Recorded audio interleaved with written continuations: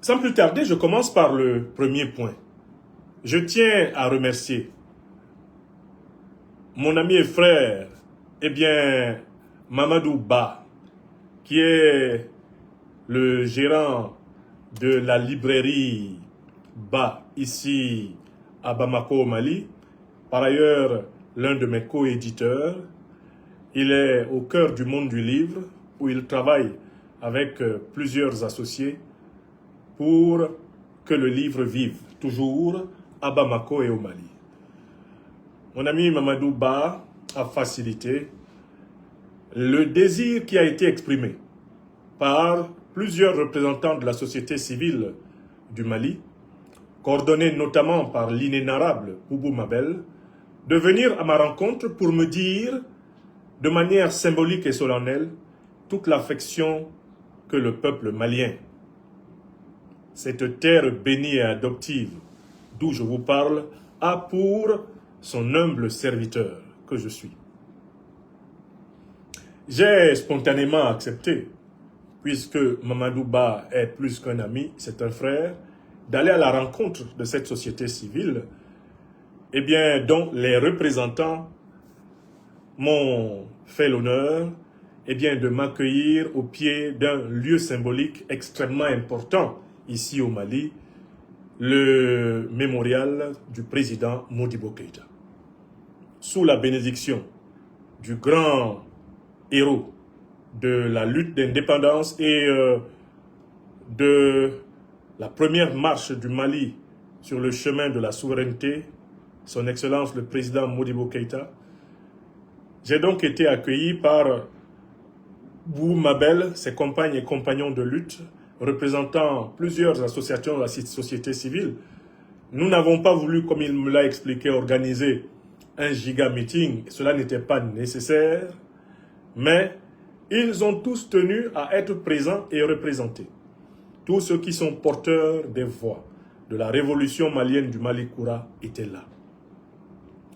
Vous avez à votre disposition, sur notre page Facebook et sur la page YouTube Franklin Nyamsiwa Cameroun, l'Afrique des libertés, l'ensemble des déclarations pertinentes qui ont été formulées.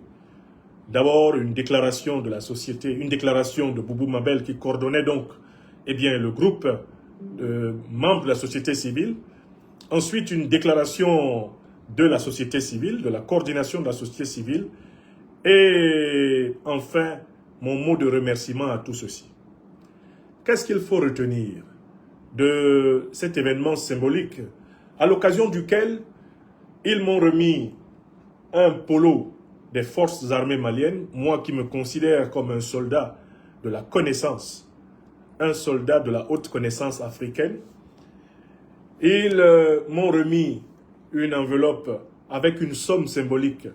Cette somme symbolique, je la garderai éternellement. Je vais faire encadrer par mon ami, l'orfèvre d'Azalaï Salam Hotel. Je vais faire encadrer cette somme et cette enveloppe dans un cadre spécifique de telle façon que, de génération en génération, ceux qui hériteront de moi viennent remercier la société civile malienne pour ce geste. Et ils m'ont surtout exprimé quelque chose qui est un aliment psychologique, moral et spirituel du plus haut niveau. C'est l'amour sincère du peuple malien pour celles et ceux qu'ils savent engager pour sa vérité, sa justice, sa solidarité, engagés pour l'Afrique. Rien n'est aussi important pour quelqu'un qui prend des risques au sein de sa communauté et pour sa communauté que de recevoir cette reconnaissance.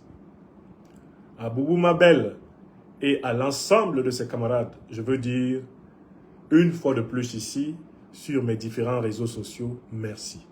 Je vous demande de dire merci à l'ensemble des mouvements de la société civile malienne soutenant la révolution du Mali Koura.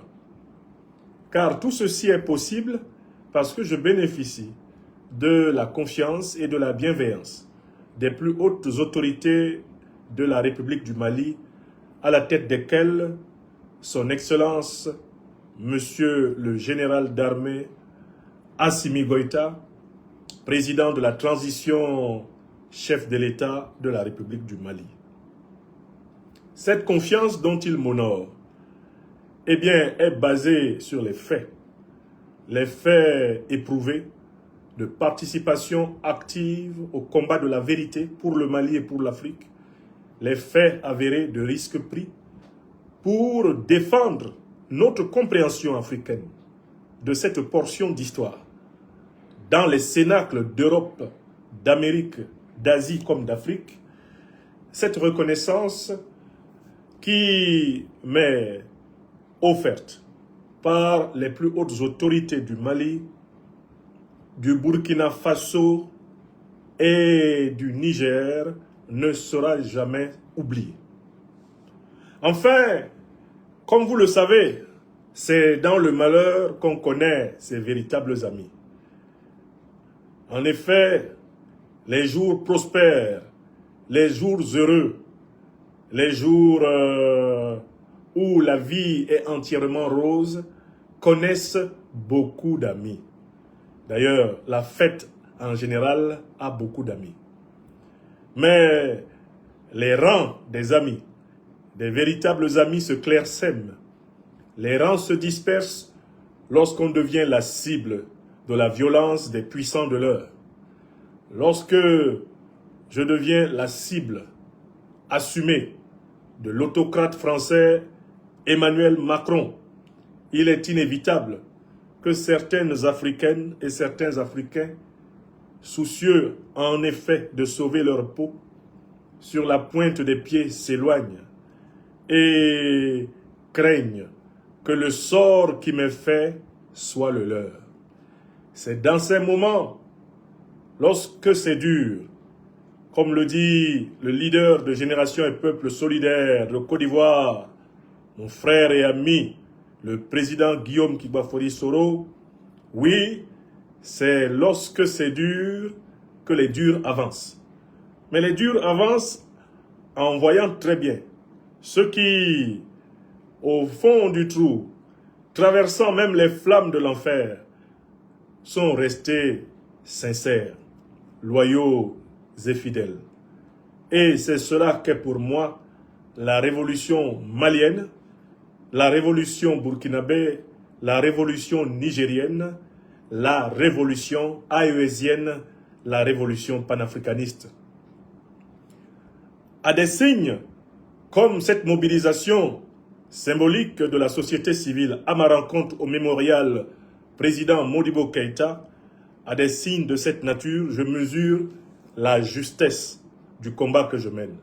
Je mesure le fait que le Tout-Puissant et nos ancêtres angélisés facilitent l'accès de ma modeste contribution à toutes les couches de notre continent. Et que, eh bien, ce combat vaut la peine d'être combattu. Dans le message que j'ai délivré aujourd'hui, j'en ai profité pour rappeler au patron de la mafia france-africaine, le président français Emmanuel Macron, qu'il devrait méditer sur 3 points essentiels et incontestables.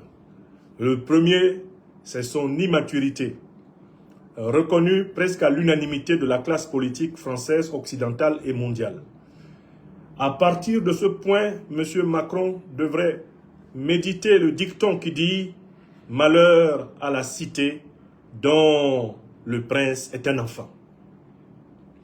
La deuxième idée que je soumets à la méditation de M. Macron, c'est qu'il devrait en réalité prendre conscience qu'il est le pire chef d'État de la 5e République française et même de toutes les républiques françaises. En ce sens, à quelque chose, Macron est bon, au sens où le dicton français dit à quelque chose, malheur est bon. À quelque chose, Macron est bon, parce que grâce à lui, l'élite politique française s'est révélée dans sa hideur, sa bêtise, sa méchanceté, dans sa vilainie. Elle s'est révélée dans toute sa diabolicité dans la relation à l'Afrique. Macron, c'est le serviteur de la déesse grecque Pandore.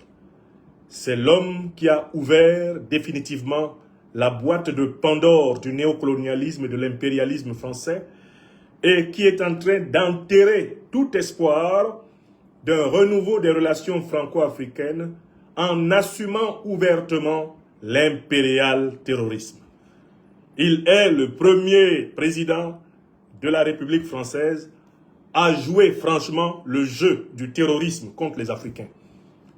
Ses prédécesseurs s'exerçaient un tant soit peu à cacher leur jeu derrière la démocratie, les droits de l'homme. Ils cachaient leur jeu derrière la soi-disant aide française au développement. Ils cachaient leur jeu derrière la francophonie. Avec Emmanuel Macron, tous les médias d'État français sont au service d'Al-Qaïda et de l'État islamique qui ensanglantent l'Afrique. Avec Emmanuel Macron, les liens entre les groupes terroristes qui agressent le Mali, le Burkina, le Niger, agressent le Nigeria, agressent le Bénin, agressent le Cameroun, agressent le Tchad, agressent le Mozambique, agressent la République démocratique du Congo, ces liens explicites entre ces groupes terroristes et les grandes puissances de l'OTAN, dont la France, sont devenus clairs et limpides. Macron est donc un mal nécessaire. Il est un envoyé des enfers afin que la vérité en cette ère du Verseau se manifeste et que cesse le rôle nocif de la puissance française dans l'histoire africaine. D'où, notez bien l'expression et écrivez-la. Aya Sebe, Tilana, à quelque chose, Macron est bon, puisqu'on le dit également en français, à quelque chose, malheur est bon. Il suffit de remplacer malheur par Macron, et de toutes les façons, ce n'est pas différent. Macron est un malheur pour la France, mais c'est un malheur nécessaire pour la France-Afrique. Car tout ce qui se cachait par hypocrisie derrière le motif de la démocratie, de la bonne gouvernance, des droits de l'homme, de l'aide au développement, de la francophonie, tous ces voiles se sont effondrés. Le néocolonialisme français est nu. Le roi mafieux france-africain est nu. Et voilà pourquoi M. Macron est le président qui affiche de la manière la plus grossière la brutalité de l'Élysée envers les Africains. Voyez comment, sans vergogne, sans retenue, voyez comment, sans même s'embarrasser de donner une motivation, une justification à ces sanctions, Macron se précipite sur Nathalie Yamb, il se précipite sur Franklin Nyamsi, il se défoule sur les panafricanistes à volonté, se comportant littéralement comme le maître négrier d'autrefois qui croyait que dans sa Senzala, l'homme c'était lui et que les esclaves étaient des sous-hommes. Macron est une survivance anachronique du racisme français, du colonialisme français, du néocolonialisme et de l'impérialisme français.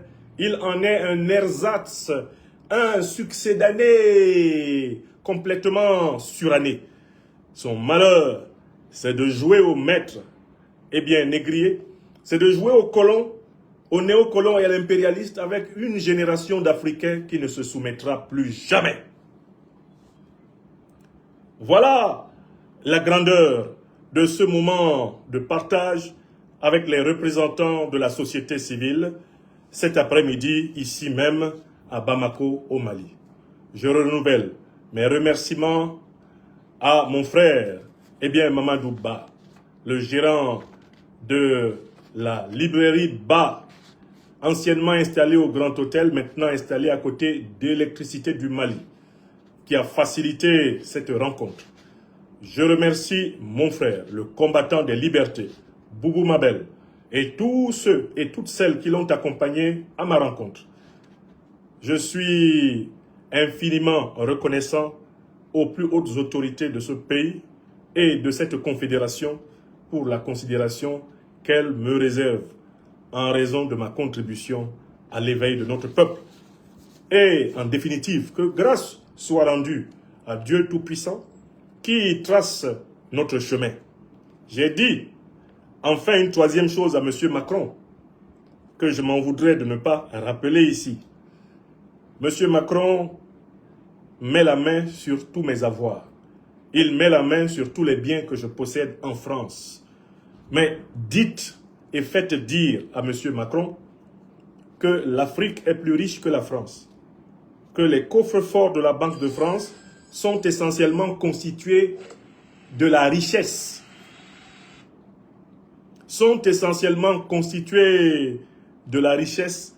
qui a été pillée par la France en Afrique. Dites à M. Macron que quels que soient ceux de mes biens sur lesquels il lui plaît de poser son grappin, il n'en demeure pas moins que je suis un Africain, c'est-à-dire infiniment plus riche qu'il ne peut le penser, puisque malgré tout l'or volé qui aujourd'hui décore les caisses de la Banque de France, malgré tout le pétrole, le gaz, l'uranium pillés en Afrique et qui ont fait la fortune de la France, c'est pas moi qui l'ai inventé, l'ancien président français Jacques Chirac l'a reconnu, l'Afrique est toujours plus riche, à la fois en ressources naturelles et en ressources humaines. Et l'Afrique actuelle est en passe de rattraper son retard. Ce retard accidentel en ressources intellectuelles qui lui permettra de restaurer sa souveraineté intégrale. Monsieur Macron, vous croyez m'appauvrir en mettant le grappin sur mes maigres biens, mes menus biens en France. Mais ce que vous êtes en train de faire, en réalité, c'est que vous accélérez la récupération de tous les biens de la France en Afrique par les Africains. Au final de cette opération, Macron, nous allons procéder à une péréquation. Nous allons comparer ce que nous, Africains de France, qui avons résisté contre le néocolonialisme, avons perdu en France. On va comparer cela à ce que vous, néocolonialistes français, avez perdu en Afrique. Vous allez voir à la balance commerciale déjà ce que vous voyez dans le déficit commercial français et dans l'incapacité qu'on ait un budget en France. Et vous vous souviendrez que c'est en prenant les menus biens, eh bien, des tout petits David, comme Franklin Nyamsi, que vous vous êtes transformé en un immense Goliath qui, de toutes les façons, tombera. Et est en train de tomber, et est déjà tombé. Car ce qui est en bas est comme ce qui est en haut, conformément au célèbre principe de la table d'émeraude. Donc oui, prenez donc, servez-vous, monsieur Macron, mais n'oubliez pas, l'Afrique est infiniment plus riche que la France, et les intérêts de la France en Afrique sont infiniment plus importants que les biens des Africains en France. Le processus que vous avez ouvert est un processus de kiff-kiff. Quand seront délogés de ce continent toutes vos multinationales, toutes vos banques, toutes vos industries, quand seront délogés de ce continent toutes vos pompes à sous, comme celles que vous avez installées dans la Côte d'Ivoire voisine, Emmanuel Macron, vous comprendrez pourquoi vous avez été le tonton Lagaffe de la politique africaine, la politique africaine de la France. Vous avez été vraiment le mari de Pandore, Monsieur Pandore. Vous avez vraiment été le révélateur du cataclysme. Car l'Afrique va récupérer ses billes. Et pour récupérer ses billes, point besoin pour l'Afrique d'aller prendre quoi que ce soit en France. Car la France a en Afrique davantage que l'Afrique n'a en France. Donc faites, prenez tout, servez-vous. Vous pensez nous humilier, mais vous nous faites franchir un seuil nouveau. Nous montrons le chemin de la souveraineté, de la liberté, de la dignité à notre peuple. Et c'est le but de notre engagement. Nous ne nous battons pas pour les matières terrestres. Nous nous battons pour la réalisation spirituelle de l'humanité africaine.